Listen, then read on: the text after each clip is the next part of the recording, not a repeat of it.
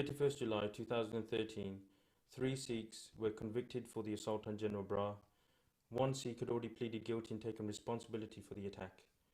Now, they were convicted in Southwark Crown Court, and ever since then, the radio debates, the TV debates, the discussions that have been going on have all centered around General Brar, have all centered around Sikh extremism. But like anything, whenever people have passion, politicians and lawmakers and people in the media often mistake passion for extremism.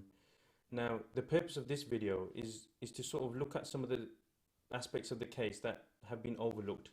The fact that there's a human aspect to it, there's a human tragedy to this case. And it's not just about four people who suddenly decided that they want to discard all the comforts that they've got in this Western world in England, and they suddenly want to go to prison. So the purpose of this video is to look at some of their stories. Now, three of the people that were convicted by Barjinder Singh Sangha, Mandeep Singh Sandhu, Harjeet Kaur and Dilbag Singh Gurdaspur. I'm just going to go into briefly a bit about these people. By Barjinder Singh, 33, is a self-employed businessman, married with 2 children. Mandeep Singh Sandhu, 34, is also married with children. Harjeet Kaur, employed here in the UK, 38. And Dilbag Singh Gurdaspur, 37. Now, I want to touch upon Dilbag Singh Gurdaspur's story. I want to touch upon his story, which is the reason why I want to touch upon his story is because it echoes a lot of stories, thousands of other Sikh stories, especially those in Punjab. Dilbag Singh Gurdaspur was 8 years old when Operation Blue Star happened, and he was in Punjab at the time, 8 years old. His brother Sukhdev Singh was 15, and his father Dilbag Singh was 45. Now, it was a normal day for them. Dilbag Singh, this person who's been convicted in a British court, was sitting in Punjab as an 8-year-old child, and his father and his brother decided to go to Harmandir Sahib, like many families. Harmandir Sahib, the Sikhs' holiest shrine, is visited by tens of thousands of people every day. But this day was different. It was the Gurpurab of Guru Arjan Dev Ji, which was being commemorated by even more people coming from every nook and corner of India, just to celebrate and commemorate the Shahidi Purab, the auspicious day of Guru Arjan Dev Ji Shahidi Purab. Now, Dilbag Singh's brother, father reached Harmandir Sahib. Just like many of the other Sangat, they were allowed to come into Amritsar. Something seemed fishy in the air because there were so many army personnel around, but nobody stopped them from going into Harmandir Sahib. So, Sukhdev Singh and Gopal Singh go straight into Harmandir Sahib. They pay their respects, but all of a sudden, there's a curfew. Nobody is allowed outside of Harmandir Sahib. Army speakers start echoing in Harmandir Sahib that try and find a place to hide because the army is getting ready to invade Harmandir Sahib. Now, we've made a few videos on Operation Blue Star, and I suggest that people watch the special 5-part series we made on Sant Bhindranwale, particularly the one called The Final Solution, The Brutal Solution, where we sort of talk about what Operation Blue Star entailed and how many weapons were used. But just to give you an idea, 12 Vijayanta battle tanks were used in Operation Blue Star. Now, one Vijayanta battle tank weighs 1 ton and it can fire its target from 3 miles away. 12 of those were parked in that small complex. Vijayanta battle tanks, Border Security Force, Special Frontier Force, specially trained Black Cat Commandos, the National Security Guard, Punjab Armed Police, howitzer helicopters, Russian jet bombers, and many, many more armaments were used on this non-military target, the Sikhs' holy shrine. Bhai Dilbag Singh's 2 brother and dad were in Harmandir Sahib. They were unconnected with some of the political turmoil that had gripped Punjab. They were there as pilgrims. But what happens? All these forces that I have named were led by one person, General Brar. General Brar was leading this brutal attack on this non-military target. The same armaments that were used against Pakistan were now being used against a minority Sikh community in India. These 2 people, Gopal Singh, Sukhdev Singh, were both butchered in Operation Blue Star. So we turn to this case that we keep hearing about of General Brar being attacked. Look at the extent of emotional provocation that these people went through. Did they suddenly want to make a name for themselves? Does it sound like these are the ages of people who want to go to prison? in their late 30s with children.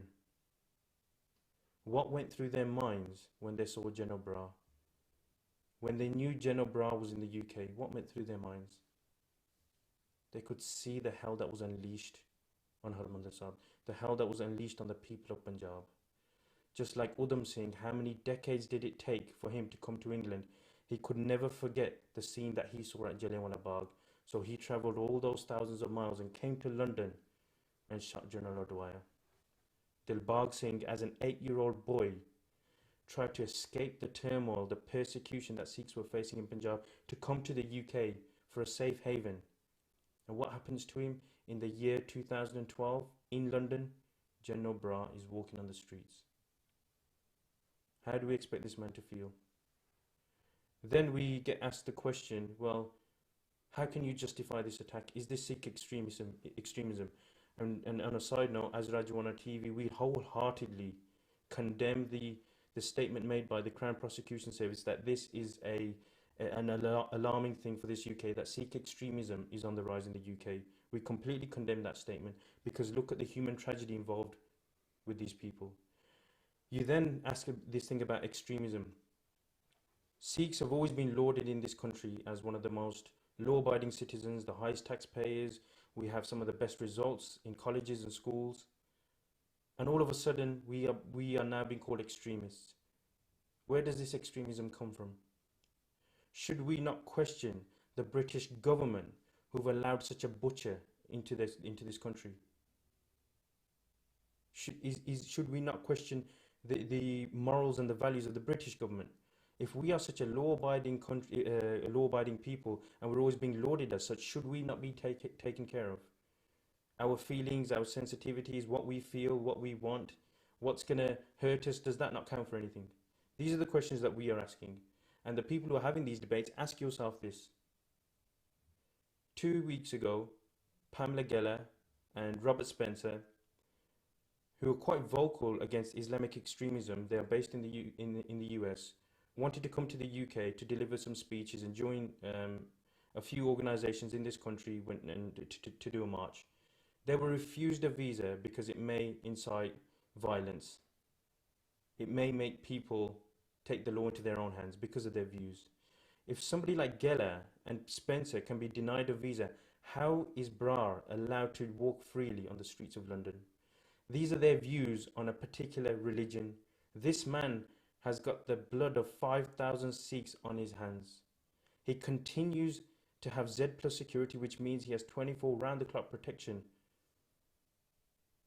Yet we are called extremists for having some kind of reaction to his presence in the UK. Let's look at it in another way. How would a Jew feel knowing that Hitler, Himmler or Goebbels was walking the streets of London? How would you expect a Jew to react? Do we condone violence? No. But then look at the emotional provocation that's there. And when it comes to condoning violence, we don't condone mindless, spontaneous, meaningless violence. As Sikhs, what we condone is justice. Now, we've always been called law-abiding citizens. Yes, we're law-abiding citizens. But we've also been called buggies in the past. What is a buggy? A buggy is a rebel. We will stay in a country that has just moral laws.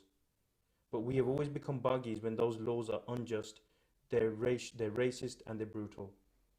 Anywhere else in the world, Sikhs are lauded for being great civilians. Whereas the one place we are called terrorists is India. It's because they operate these horrible kind of laws. And then the cogs in their machinery, like Badal, like Brar, come to this country and wreak havoc. What's even more alarming is that Brar has openly admitted that I've been coming to the UK for the past 15 years with complete protection. Now look at this. I'm asking Sikhs, particularly those in the UK.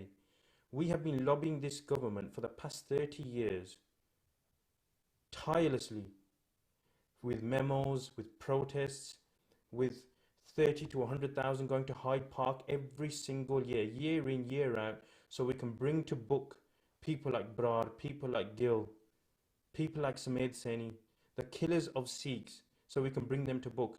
And then on the other hand, we now know people like Brar are visiting this country, and they've been doing so for the past 15 years. What are we supposed to feel? How are we supposed to feel? How is Dilbag Singh supposed to feel? How is Barjinder Singh supposed to feel? Mandeep Singh, how is Harjeet Kaur supposed to feel? What we will say is that the British government have failed these four individuals. And more importantly, they've failed four families who have now been destroyed by this verdict. And when I say they have failed them, is that if Brar was tried in an international war tribunal for crimes against humanity like Milosevic, like Pinochet, like the Nazi war criminals, then we wouldn't have to see this day. People wouldn't be going on to radio debates and trying to say that Sikhs are extremists. Brar needs to be behind bars where he belongs, so he doesn't provoke any of our law-abiding community. And just to finish, we need to just look at some of the, I always talk about the human tragedy, and I'm just going to end on by Dilbag Singh's mother. And what answer do you, General Brar, have for Dilbag Singh's mother? Dilbag Singh, who has been convicted in this case. What answer will you have for his mother? His mother, who saw her husband and eldest son the last time when they left to go to Harmandir Sahib and they never came back. Can you bring her husband and son back? What answer does he have for her only other son, now who will be languishing in British jails because your presence was walking around in London? What answer do you have for Bibi Amarjit Kaur? The ironic thing about this whole drama is that the real criminal is still at large. Waheguru Ji Ka Khalsa, Waheguru Ji Ki Fateh.